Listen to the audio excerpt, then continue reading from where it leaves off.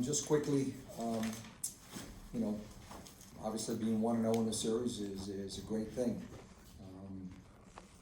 I suspect that both coaches will be meeting with their teams tomorrow and telling them a lot of the same things. Could have done this better, could have done that better, take care of the ball, don't turn it over. You know, I thought both teams made some mistakes. You know, first game is kind of, you know, feeling it out and deciding, you know, how somebody's going to play you. I thought we adjusted fairly well to how we were going to be played. But the second half, you know, was played evenly. And we need to be better than that. Our turnovers were higher than I'd like, but we got ourselves to the free throw line. We did a good job on the boards. We got some huge second shots in the fourth quarter that, you know, gave us the possession back after they made their run. You know, and having 5 players in double figures is huge. But I thought, you know, obviously Elena did, you know, what she does. I mean, 22, 10, and 5. We had a lot of great contributions, but the Ariel Atkins contribution was huge today. From, you know, making her first 3 of the game to being aggressive. That looked like the Ariel from last year in the playoffs. And that offensive rebound she got late in the game was, you know, a huge saver for us. It gave us the last piece of momentum that we needed. Okay. Mike, first question, last row center. Coach. William Ford, Washington Informer. Was some of the conscious effort for tonight offensively is more of a drive and kick game, especially with Christie going in the lane and kicking it out? I don't know that it was any more than normal, other than we're trying to make people have to overhelp a little bit so that we can get some clear looks.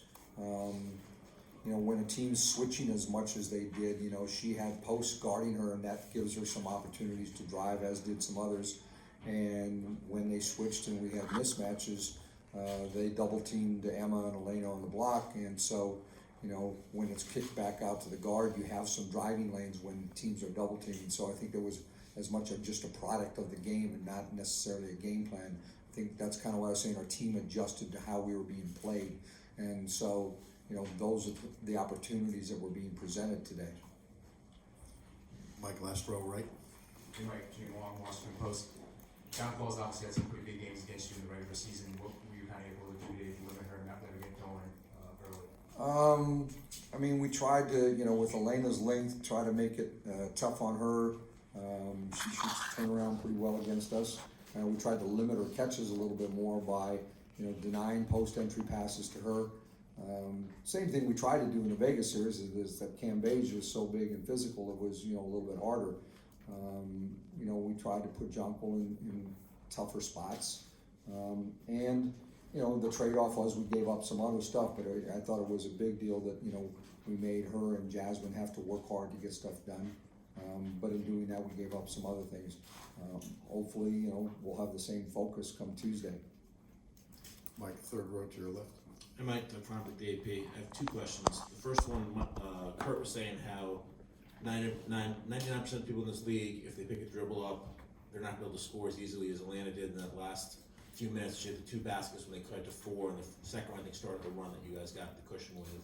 So just how confident you're with that? Yeah, I mean, I don't, you know, she would, you know, I think Elena would say she doesn't love to be in that position, but because of her length and how high she gets the ball up on her shot, she can shoot over people or lean in on people. I mean, she's been used to being bumped and hit like that, you know, all of her career, and she's learned to adjust to that. I think she would tell you probably that, you know, she wishes she hadn't picked up a dribble a couple times and maybe she could have got one more step. But by the same token, they come hard with their hands in the lane and they try to disrupt you and make you pick it up to get your shot. It's nice to have a weapon like that can make those plays, because there's not very many that can. The second question, just you went to the big lineup in the first quarter. I think you closed with a 12-0 or 12-2 run to sort of put some space there. What did you see that was so effective early on with those 3 playing together? Well, they were put in a position of having one of their guards either guard Elena or Emma Mieseman or Latoya, and we were going to go at that matchup, which we did with Emma some. The problem for us is that we didn't stay with her long enough because Emma got a couple quick fouls, and so we didn't play the lineup as long.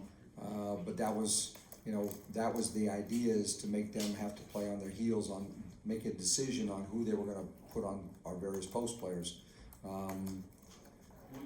you know, I think that was the big thing. We just couldn't stay with that lineup long enough in the second half. I think, you know, LaToya was sore from the other day, the ankle turn, and, you know, we kind of got to the point where we put our 5 best shooters on the floor down the stretch with, you know, a good offensive lineup. But, you know, we'll see more of that lineup as the series goes on. Mike, second row to your left.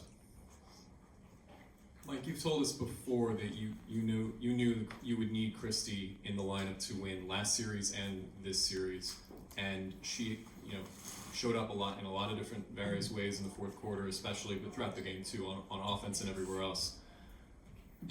How crucial is it that she has been here and done this with another team in the past, and she's had the experience in college as well, winning a championship? How crucial is that for the rest of your roster and for you as a coach? I mean, I think, you know, it's comforting for an entire team, coaches and players, to know you have somebody, not even so much whether she's won a championship before, but is not afraid of taking shots in big moments. You know, the best players in the history of basketball are ones who want to make plays when the game's on the line. There are a lot of people that kind of run from it when it gets late in games, and there are others, you know, who step up. Luckily, we have 3 or 4 on our team that are all willing to do that. You saw it today. And Connecticut has those kind of players too. That's why probably both here, because you have both teams not afraid of the moment. But Christy, you know, she's done it enough time. You have enough repetitions of taking big shots, or, you know, that tends to carry over. And, you know, her teammates know that that's somebody that can just throw the ball and she'll go make a play. I thought her biggest one was her drive down the lane where she finger rolled it, because I thought that was another momentum play for us when they had been making a run at us. Mike, last row to your left. Mike, can you, obviously the series will be decided on the court, but can you also address that obviously you have a home arena this year, but also just the change in culture where you're getting the kind of support right down to the same chef the Wizards have, and the weight room. Again, it will be decided on the court, but how that adds to the equation. Well, I mean, as you've all witnessed here, you know, the atmosphere in the arena is terrific with the fans and how we're on top of everybody, and it's loud. It's given us a home court advantage we've never had. And certainly in my 7 years in DC. The intimate setting is terrific. Our players feed off that. And then, you know, to be able to walk in a building and know that we're important to somebody, to ownership, to the rest of the organization. You see the Wizards players and staff here supporting us, vice versa, and it makes a big difference. They know that they're cared about. So, you know, from medical health to nutrition to, you know, the weight room to everything, that's you know, we're trying to be a gold standard in this league if we can. And our players are proud of that, and they know that, you know, throughout the organization, people have their back.